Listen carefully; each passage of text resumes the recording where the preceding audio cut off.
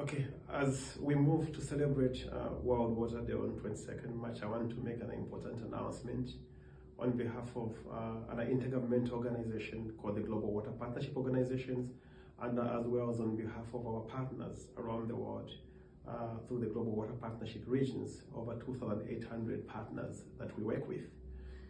The Global Water Partnership is announcing a significant initiative that we're embarking on.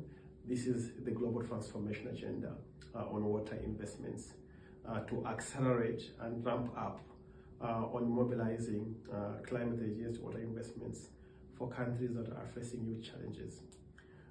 On the African continent, according to the World Meteorological Organization, where I am right now, in Geneva, according to the State of World Water Resources Report that was released by WMO, 9%, up to 90% of funding of GDP is utilized to deal with extreme events, droughts and floods.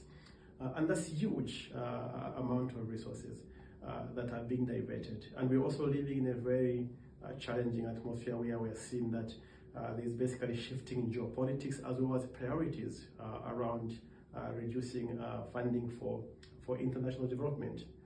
The business of water resources is, while a national responsibility, is really critical. So as the Global Water Partnership, we are stepping up. Through the Global Transformation Agenda, we are undertaking a couple of key significant initiatives. One, establishment of a Global Transformation Council at the heads of state level to work with global leaders and engage leaders in the G20 to prioritize climate against water investments.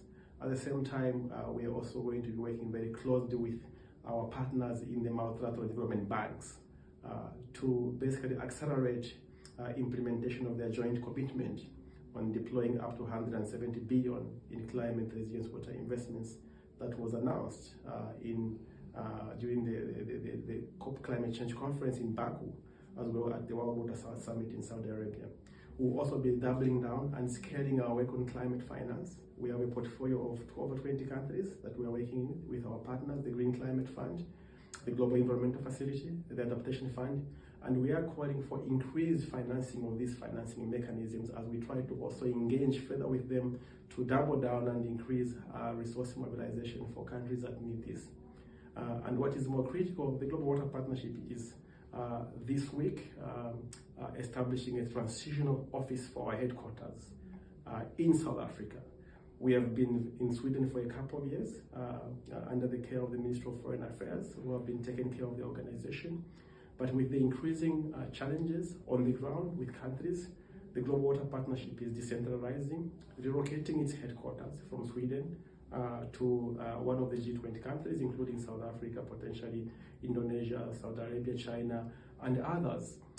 But with that is also decentralizing the technical function of the organization into 4 continental hubs that will support the programming capacity and technical capacity of our regional water partnerships in Africa, in Asia and the Pacific, Latin America, as well as Europe.